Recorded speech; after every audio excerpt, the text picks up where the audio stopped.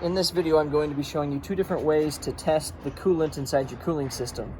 So as you can see on this vehicle, we're looking at the surge tank. I've removed the radiator cap so we have access into the coolant. And the first thing that we can check, obviously, is the coolant level. But besides just the level, we also want to be able to check whether or not this coolant is good enough to get us through our winter months without freezing. We don't want things cracking inside of our cooling system. The other test we're going to do is we're going to test the additive package inside of our cooling system to make sure it's still good enough to protect against things like corrosion. And so I'll show you that test as well. So for testing our freeze point, we're going to be using this tool right here, which is called a hydrometer. It's one of a couple tools you could use.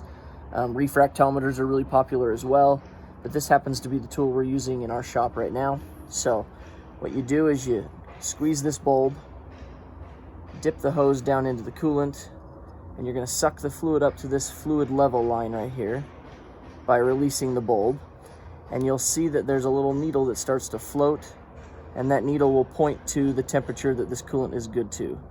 And we're reading -45, which is good for pretty much wherever you live.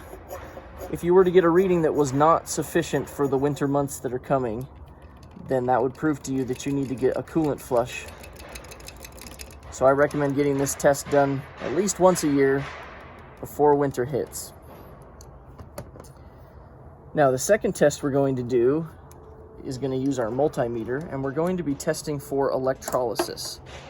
Electrolysis is a chemical reaction that's happening inside your cooling system where the differing metals are trying to become similar by passing electrons through the coolant to each other. And what that's going to do is it's going to eat away the metals and stuff inside your system, and we don't want that happening. So we're going to dip our positive lead of our multimeter into the coolant, and if your radiator cap was on the radiator itself, you want to make sure that your lead isn't touching metal of the radiator during this test. The other lead, the negative lead of your multimeter, you're going to put on battery ground, and we'll take a reading. We want to be less than 0.4 during this test. Anything less than 0.4 is good. If you're reading more than 0.4, then that proves that there is electrolysis and you also need to get a cooling system flush. There's one more test that you could do on your cooling system that we're not going to do in this video, but you could buy pH strips to test for the acid content inside your cooling system.